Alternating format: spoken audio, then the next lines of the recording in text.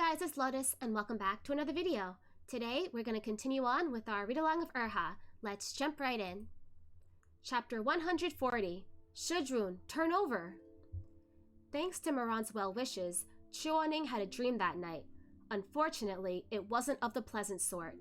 In his dream, he was back at Butterfly Town during the Heavenly Rift, but the person mending it with him was Shinmei instead.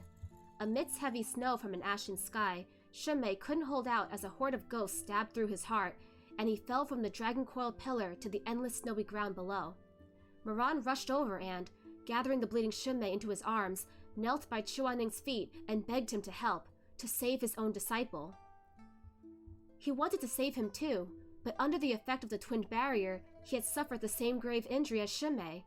Face blanched of all color, he stood there without a word, for fear that blood would come out if he were to part his lips, and the ghosts in the area would all rush them at once to tear them to pieces. "Shizun, please, I'm begging you!" Moran was crying and kowtowing over and over to him. Chuaning closed his eyes, then fled. Shinmei died. Moran never forgave him. He dreamt of Naihei Bridge at Sisheng Peak during a cold spell in late spring. It was raining, droplets clinging to the tender beginnings of flowers and leaves on the trees, and the blue stone path beneath his feet seemed endless as he walked along it, holding an umbrella. Suddenly, in the distance, across the bridge, he suddenly heard another person walking over in his direction, dressed in black and without an umbrella, only a stack of books wrapped in oil paper in his arms. Chuaning unconsciously slowed his steps. That person had clearly noticed him as well, but his steps didn't slow. The only thing he did was lift those rain-laden lashes to cast him a single cold glance. Chuaning wanted to call out to him, wanted to say, "More," but Moran didn't spare him any chance to speak. Holding onto his books, he walked as far to the left side of the bridge as he could. Any further to the side and he would have fallen into the river, just to get away from his Shizun on the right side of the bridge, as far away as he could. They met at the middle of the bridge. One who usually used an umbrella, walking in the rain, and one who never had the habit of using umbrellas, also walking in the rain. Then they passed each other by. The one getting rained on kept walking without so much as a backwards glance, but the one under the umbrella stopped walking, stood rooted in place. Rain pitter-pattered against the umbrella. Chuaning stood there for a long time, so long that his legs were beginning to go a little numb, as if the damp coldness in the air had permeated into his very bones. He suddenly felt a tiredness so crushing that he couldn't take another step. The dream faded to black. It was cold and heavy. Cold like the rain, heavy like the legs that refused to move. Chuaning turned over in his sleep and curled into a tiny ball. Something slid from the corner of his eye and soaked into the pillow. He vaguely knew that it was only a dream, but then why was it so realistic? So much so that he could clearly feel Moran's hatred, his disappointment, his spurn. But was that it? Was that how it ended? He refused to accept it. Perhaps it was this refusal that made the dreamscape light up again. It was still that dream, many months after Shinmei's passing. Moran's temperament grew gloomier by the day, and he spoke less and less. He still came to all the cultivation lessons, but just to sit in and listen, never speaking to Chuaning more than he had to. Chuaning never explained why he didn't save Shiming Jing back then. Seeing Moran's attitude, he knew that nothing he could say would change anything now that things had come to this. During a cultivation lesson one day, Moran stood at the tip of a pine tree as instructed to work on concentrating spiritual energy. But for some reason, he suddenly collapsed and plummeted straight off the tree. Chuaning flitted up to catch him without a thought, but didn't have time to cast anything, and the two of them fell heavily to the ground below. Luckily, the soil was soft and covered with a thick layer of pine needles, so neither of them was injured aside from Chuaning's wrist, which had been slashed open by a sharp branch and was seeping blood.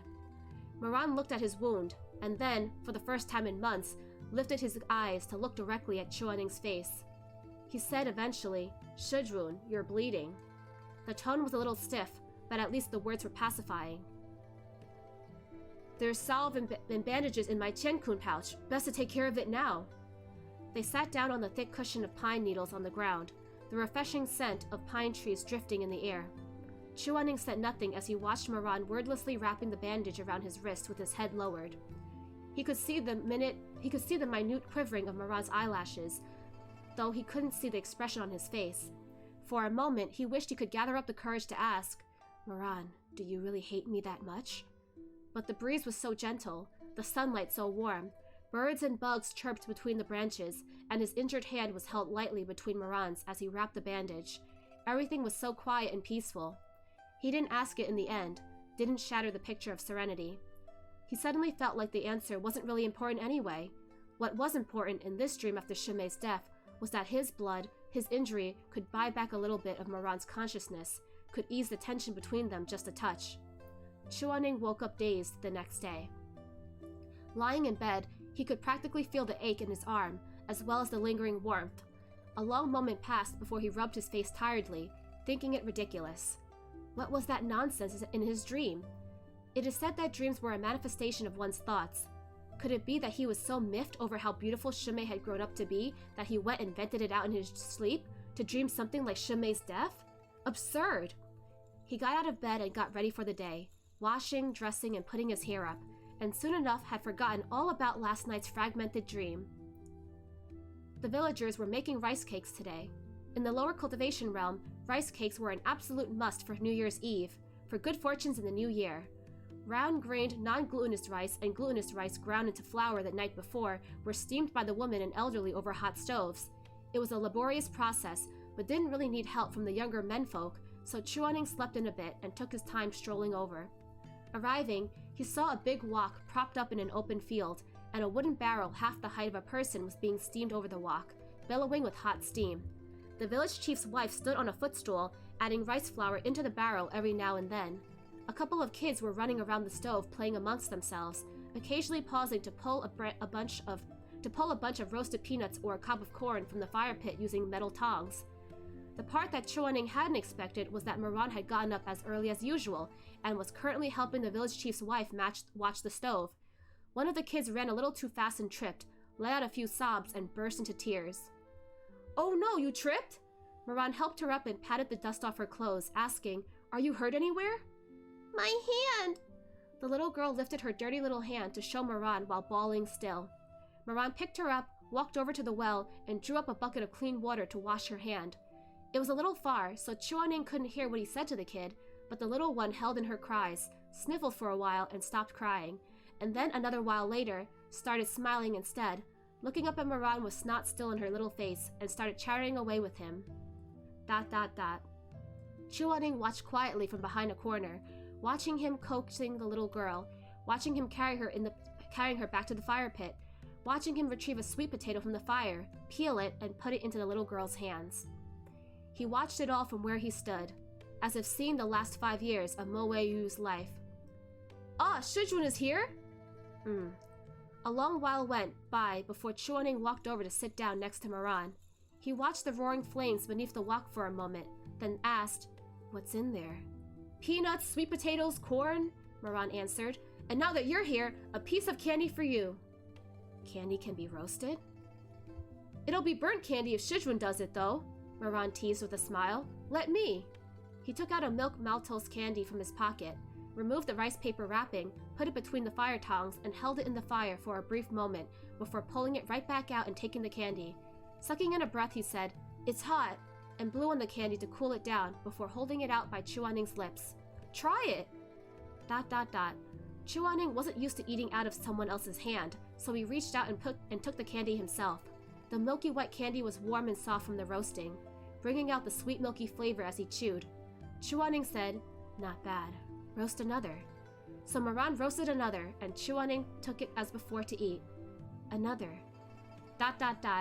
Moran roasted 8 candies in a row, and as he was roasting the 9th, a little kid ran over to ask him for a sweet potato.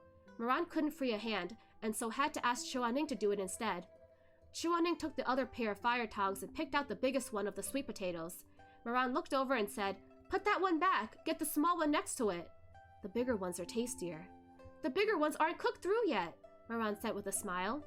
Chuaning was a little unconvinced. "How do you know it's not cooked through yet?" "Just trust me. I roast sweet potatoes in the wild all the time. Give him the small one. Those are sweeter." So Chuaning could only take out the small one instead. The little kid had no idea what a big name Chuaning was in the cultivation world, only that he was willing to help him pick sweet potatoes, so he sidled over and said in a small voice, "Da Guga, I want the big one." "Tell that to the other Da Guga," Chuaning said. He's the one that won't let you have it, saying it's not cooked yet. The little guy really did run over to Moran. Moran Gugu, I want the big one. Moran said, you'll have to wait a little while longer if you want the big one.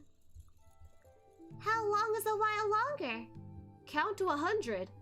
But I can only count to 10. The little kid sounded all wronged. Moran grinned. Guess you'll have to eat the small one then. The little guy sighed dramatically, but could only accept this injustice, drooping as he muttered, Fine, the small one then. So Chuaning set about peeling the sweet potato for him. As he was about to be done, the candy that Moran was roasting also got to its softest point. Any more and it would probably melt, so Moran hurriedly took it out and offered it to Chuaning. Shizun, open your mouth! Hands full of sweet potato, Chuaning opened his mouth without thinking twice. It wasn't until Moran had put the warm, soft milk candy into his mouth and the coarse, textured pad of his thumb brushed slightly past the corner of his lips did Chuaning abruptly realize that he had eaten the candy right out of his own disciple's hand, and the tips of his ears grew bright red. More? Chuaning cleared his throat, but luckily the color on his face was camouflaged by the warm glow of the fire. He said, I'm good. Moran said with a smile, Just enough to feed you. There's only one milk candy left. No more after that, even if you wanted. Feeling relaxed and at ease, he had spoken carefully without a thought. And so, had nonchalantly said something like, feed you. Of course, such words were completely inappropriate from a disciple to his Shizun, words that tasted of pampering and domineering, like an owner feeding his pet, an emperor feeding his concubine, words that could even be applied to matters between the sheets, the conqueror above using his scorching hot body to feed the moaning person beneath.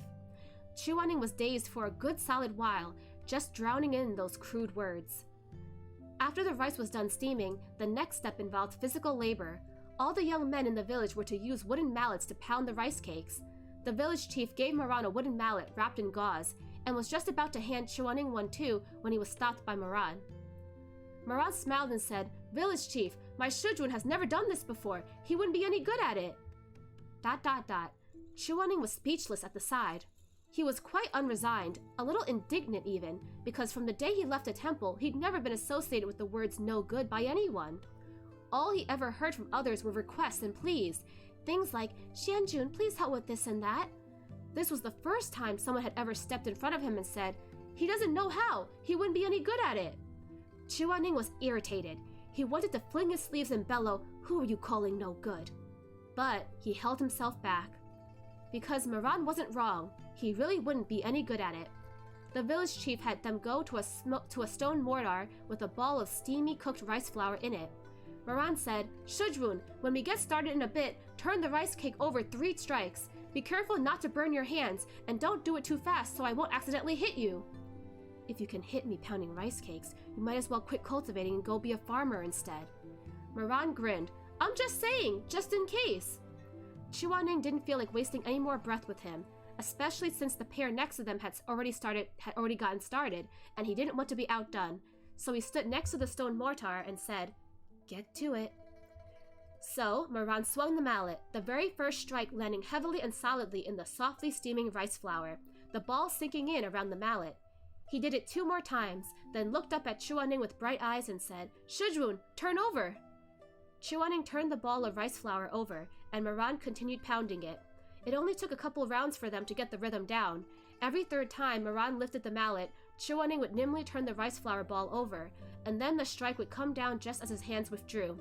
Rice cake pounding might look simple, but the force had to be carefully controlled, and the person doing the pounding had to have strength and stamina both, for it took countless rounds of turning and pounding to make the rice flour sticky and stretchy before the job was done. After a while of this, Moran was still going at it with ease, but the villagers next to him were getting tired and started shouting, 1, 2, 3! 1, 2, 3! To the rhythm of the pounding. Intrigued, Moran followed along with their rhythm. By the time the rice flour balls were half sticky, everyone else was already heaving, but Moran was still fine, smiling as he said to Chuaning, Again! Chuaning glanced at him. The young man's brow was covered in sweat, making his honey-colored skin sparkle under the sunlight, and his lips were slightly parted. He wasn't panting like the others, but his breathing was a little bit heavier, the rise and fall of his chest a little more pronounced. Conscious of Chuaning's eyes on him, he paused before wiping his face with his sleeve, eyes bright like stars as he asked with a smile, What is it? Did I get flour on my face? No. Then, looking at the way he was all hot and sweaty, but still kept his collars properly folded all the way to his throat, Chuaning suddenly felt a little sorry for him. He asked, Aren't you hot? Yesterday, he had asked Moran if he was cold, and now today was asking if he was hot. Moran was confused to say the least. The temperature was pretty much the same both days, and he stared blankly for a beat before answering, I'm alright. Take it off if you're hot. Shizun doesn't like that, so I won't. ... Chuaning said, I like it even less if you're all sweaty. Since even Chuaning said so, and the clothes were already uncomfortably sticky, Moran went ahead and took off his outer robe and inner shirt, tossing them onto the stone grinding wheel to the side. Chuaning watched with an icy gaze, when in truth his heart was growing warmer and warmer. He watched Moran next to the grinding wheel, at the broad shoulders and back and those firmly toned arms, and he could practically feel the rush of warm air as Moran took off his inner shirt. Moran really was sweaty all over, his skin covered in a glossy sheen of it under the sunlight. Like a merman out of water, he turned around and smiled at Chuaning, looking dizzyingly, heart-racingly handsome. Would you like some? The village chief's wife was going around offering everyone tea, and had just gotten to them. Moran walked back over to the mortar and picked up the mallet again as he replied with a smile, I'm not thirsty, but thank you. A hand reached over and took a cup of tea from the tray. As Moran and the village chief's wife both watched on in awe, Chuaning gulped down the entire cup in one go before handing the empty cup back over and saying, One more, please. Shizun, are you that thirsty? Somehow pricked by the question, Chuaning's head snapped up, eyes bright and cagey as he said, Thirsty? No, I'm not thirsty at all. Then he gulped down another whole cup. Watching him, Moran was baffled. Just when had Shizun's ego complex gotten so bad that he couldn't even admit to being thirsty? Moran, Shizun is thirsty, alright. Just thirsty for something else. Something that you were not aware of. Okay, author's notes. Mini theater, what Valentine's Day? Dog, what Valentine's Day? Who wants to steal my food? Is dog food meant for humans? Can humans eat dog food? Put it down right now. I'll bite whoever dares eat it. Chuaning, I don't want to join this party. Shimei, idle Shimei, who has changed out of his costume and is currently stuffing his face with his bento without a care of his image, rolls his eyes. Please, if I really do go spend Valentine's with a certain someone, you guys will probably have me celebrate Death Day instead. I know how it is. Oh, sassy Shimei now. Okay. We haven't had sassy Shimei before. Shuemeng, I do want to celebrate it, but I don't think anyone can match me, so what can I do? I'm troubled too, you know? Nan Gongzi, love and care for canines is the responsibility of all. Fight against Valentine's Day. Protect Naobai Jin starts with me. Meihan Shui, condoms for sale. Check out the Earthen Akamoto condoms. Meihan Shui! Meihan Shui, how inappropriate! Is that all you ever think about? Ye Wangxi, excuse me, the gentleman upstairs. I'll need you to come with me, sir. Since last week, my department has continuously received up to 15 calls reporting you cheating your hookups. Please cooperate. Ooh, okay. You know, Meihan Shui really doesn't have a good reputation right now. Okay, so, to recap chapter 140, it's the next day, and Shizun is having a very long dream at night. We get to see from his perspective the events that transpired in the past life, like from the moment that Shimei had died, and we saw Chuaning's thoughts and how he actually did want to save Shimei, but he was also gravely injured. And then he was in the dream where he and Moran were no longer on speaking terms, and he was just really distressed. Like, he's thinking, why am I dreaming about this? What's going on? He doesn't suspect that it's a past life, but it's so vivid that he's really curious and worried about it. But then he wakes up and it is time for rice cake making day. So everyone is partnering up and pounding rice flour, and Moran is doing the pounding and Shizun is doing the turning. I wonder if Meatbun purposely added this scene as a euphemism for something, but you know, they get into a groove of it. You know, Moran is sweating and Chuaning is like, please take off your shirt. It's sticking to you and I feel really embarrassed and feeling really guilty for having you put it back on yesterday. So Moran takes it off and Chuaning just does not know what he wants. He's like, he can't look at Moran with his shirt on and he can't look at Moran without his shirt on. So he ends up drinking a lot of tea, and even Moran's like, Shizun, y'all thirsty for something? Chuaning's like, you wish. Yeah, let's continue on to the next chapter. Chapter 141, Shizun, don't strip! Ooh, Shizun don't strip. Why would Chuaning be stripping? The two of them got back to work after having a drink, but Chuaning knew he was in for it as soon as Moran lifted the mallet. The vigorous movement made the lines of the young man's body look even more taut and defined, the golden rays of the sun pouring over his body like a waterfall, streaming down along sensually chiseled muscles, and when he lifted his arms and stretched out his shoulders, his chest was firm and smooth like rocks that had been bathing in the sun all day, harboring an unimaginable heat and strength.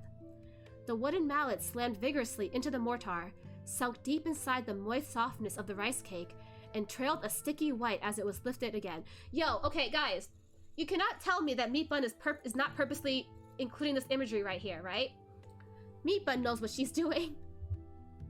The swings came down one after another with that immense, inexhaustible strength.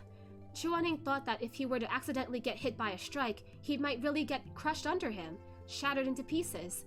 Moran panted lightly as he concentrated, chest rising to the beat of his heart. Sweat clung to his brows, the jut of his throat bobbing slightly every now and again, and the muscles in his arms flexed with each swing. Watching him, Chuaning suddenly couldn't help thinking of that dream he used to have over and over. He had lain on Moran's bed in that dream, had been invaded like the rice cake in the mortar, had been kneaded and humiliated until his body went soft. He stared off into space until he heard Moran calling him. Shizun! Or maybe Moran had called him several times already. Shizun? Shizun! He snapped out of it, but his heart raced madly in his chest and a faint light wavered in the depths of his eyes.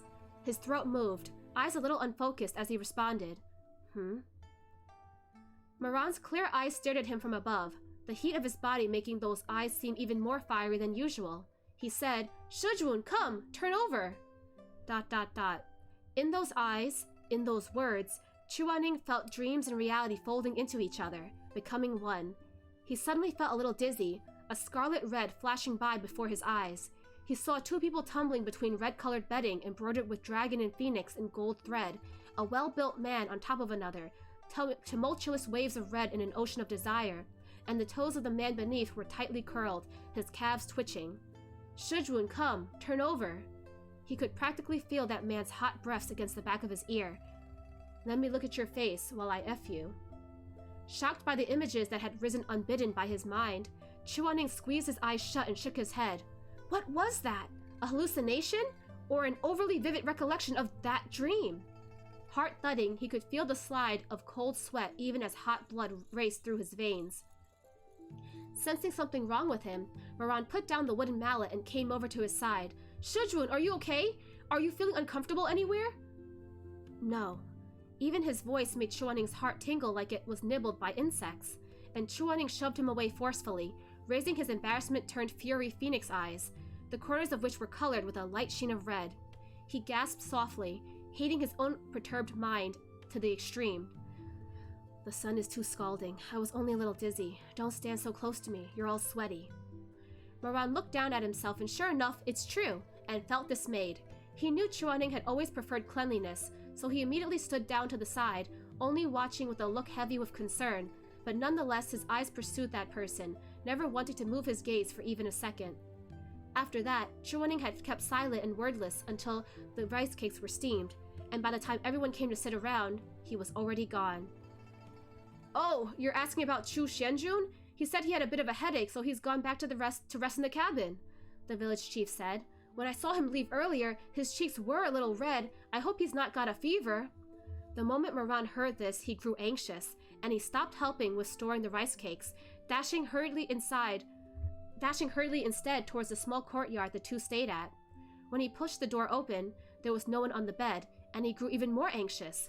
Suddenly, he heard the sloshing sound of water from the kitchen, so Moran quickly lifted the curtain and charged in recklessly. And then he saw Chuaning had all of his clothes removed and was just in the middle of raising a bucket full of water, standing bare feet over the brick-red ground washing himself. It was the end of October. The falling of frost on the calendar was already past. Chuaning, he's effing washing himself with cold water? Moran was completely dumbfounded, his face turning blue, then white, then red alternately as he stared at the bare-naked Shizun, feeling as if he could no longer hear anything other than the rumbling of his blood flowing like the surging tides of the Qian River. What did he see? This was the first time since his rebirth that he had vividly, clearly, and perfectly seen Chuaning's body. No haze, no concealments, nothing. There was only this familiar physique, the body that had macerated the defenses he erected, and tightly shut the floodgates of his memories.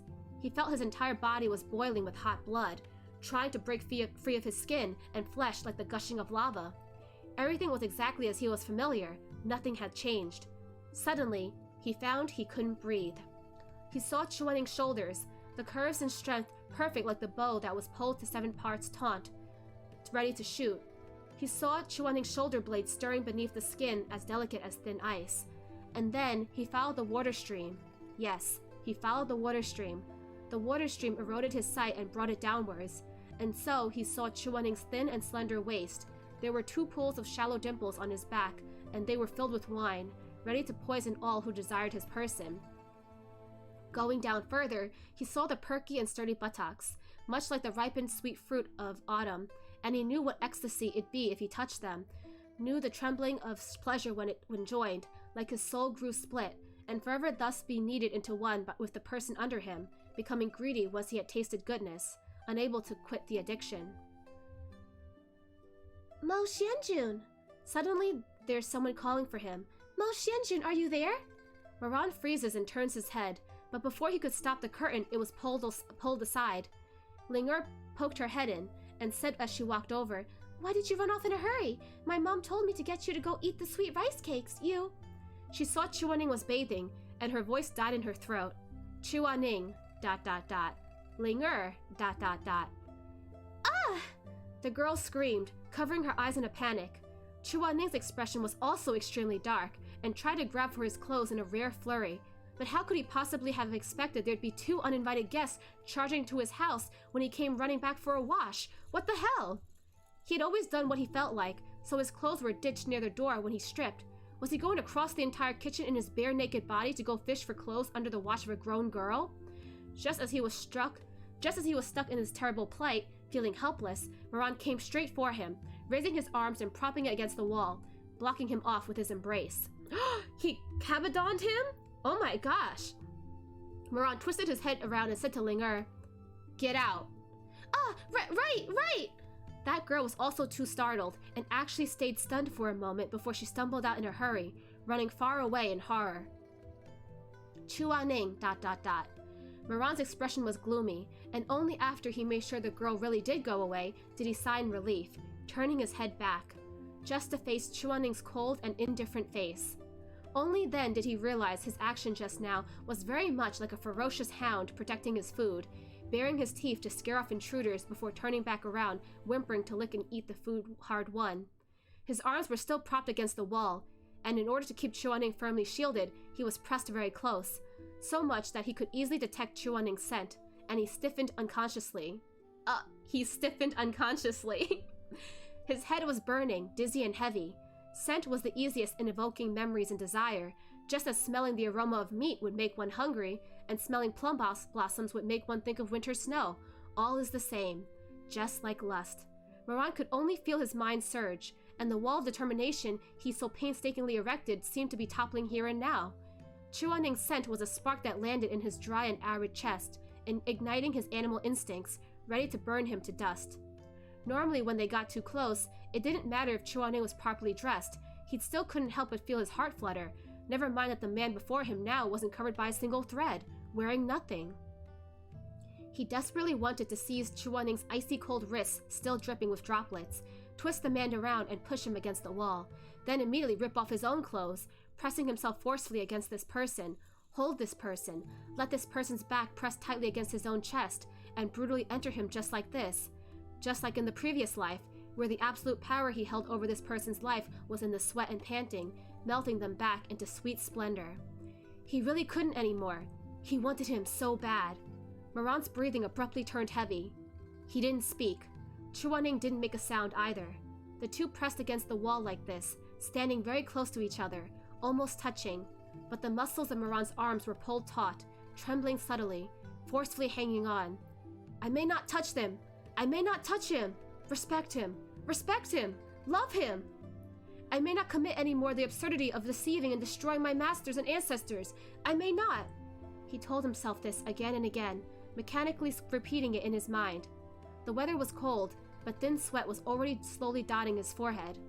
You can't, Moran, you can't! Don't let your mind wander! He gulped, closing his eyes shakily, shutting out that scalding gaze, yet his face already appeared lost and confused. If this was the normal Chuaning, how could he not have detected Moran being unusual? But right now, his condition really wasn't any better than Moran. Even worse, in fact.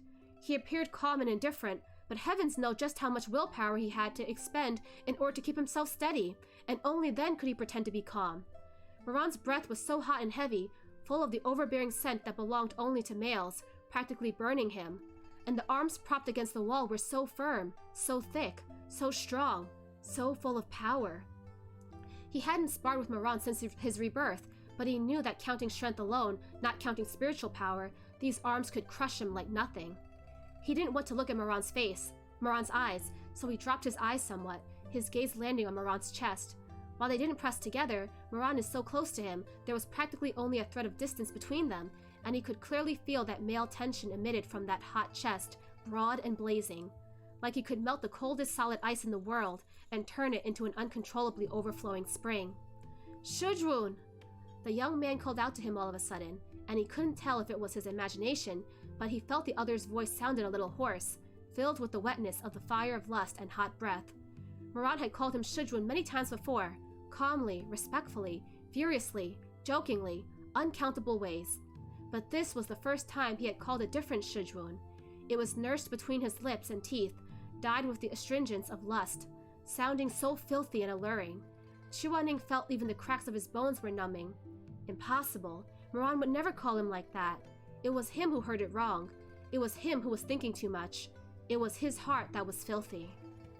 He unconsciously backed away, and his bare back hit the icy cold wall.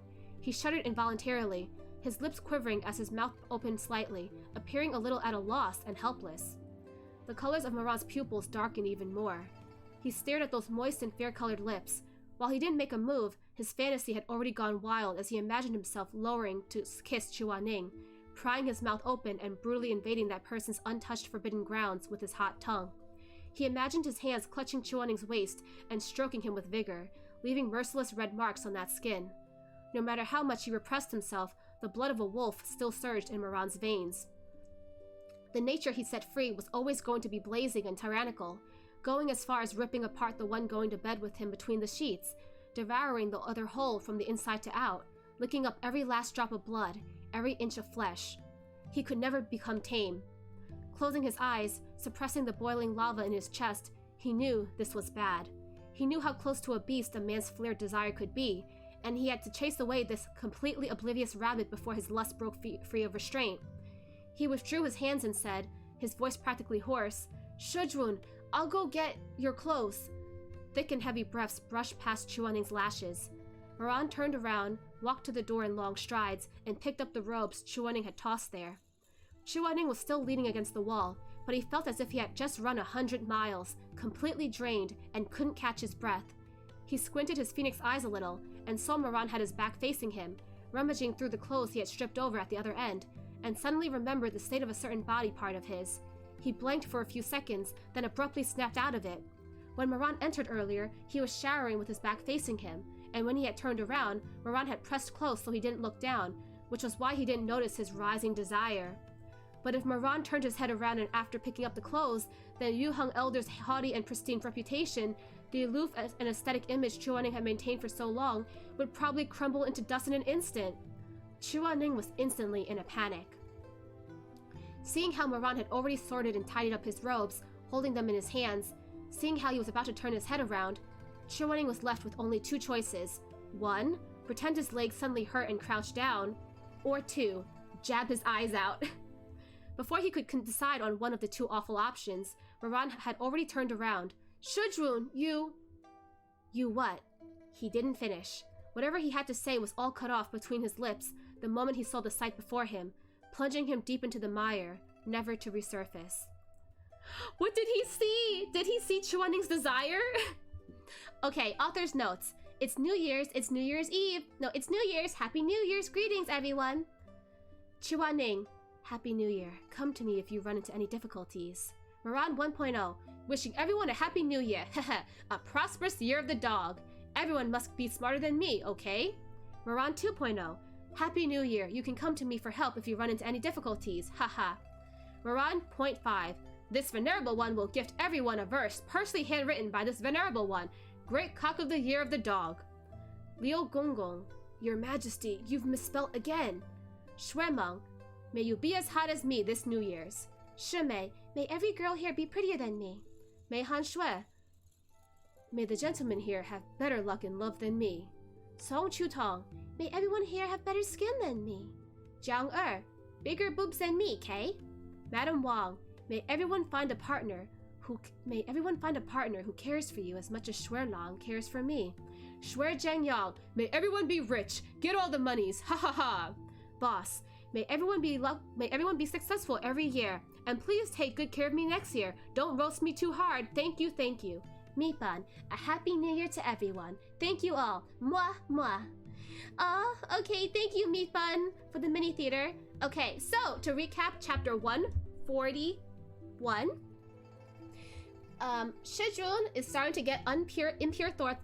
Shizun is starting to have impure thoughts again while watching Moran pounding away at the rice mochi.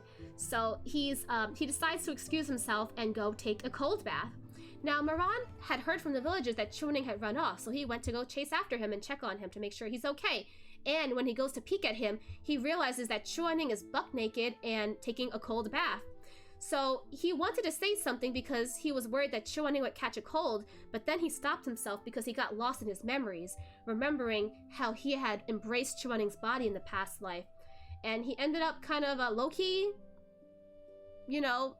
becoming a voyeur. He ends up becoming a voyeur, watching Chuaning behind the curtain.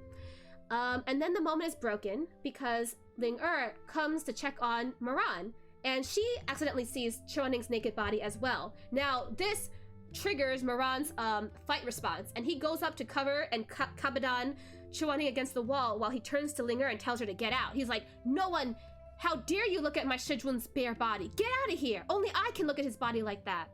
So she flees, embarrassed, and then Moran realizes their position. His body is wrapped around Chuaning, like in a kabadan position, I believe, and Chuaning is buck naked, and he's embarrassed, and they're both embarrassed, and they're really close, so they can smell each other's scent and the heat between them.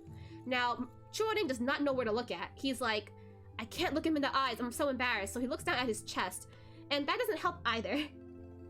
So then Moran finally breaks out of his stupor and goes to pick up Chuaning's clothes, and Chuaning's like, oh my gosh, I am low-key feeling really lustful right now, and my body isn't doing what it's supposed to, so I cannot have Moran see me right now.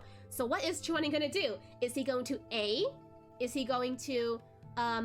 bend down so that his body is covered and Moran can't see his lust? Or B, will Chuaning poke out Moran's eyes so that he's blind and can't see Chuaning's lust? Cast your votes, guys. Don't cheat. Don't look at the next chapter and cheat. What do you think Chuaning is gonna do in order to save his dignity? Another great 2 chapters. Moran is really going through it though. I feel really bad for him because he really cannot hold himself back anymore. He no longer has any feelings towards Shimei. He admits to having lukewarm feelings towards the Shimei of now. And he has also admitted that he is indescribably in love with Chuaning. And now if only Chuaning reveals his own feelings, and then they can finally get together. But until then, I hope you guys enjoyed today's read-along, and I will see you guys next time. Bye-bye!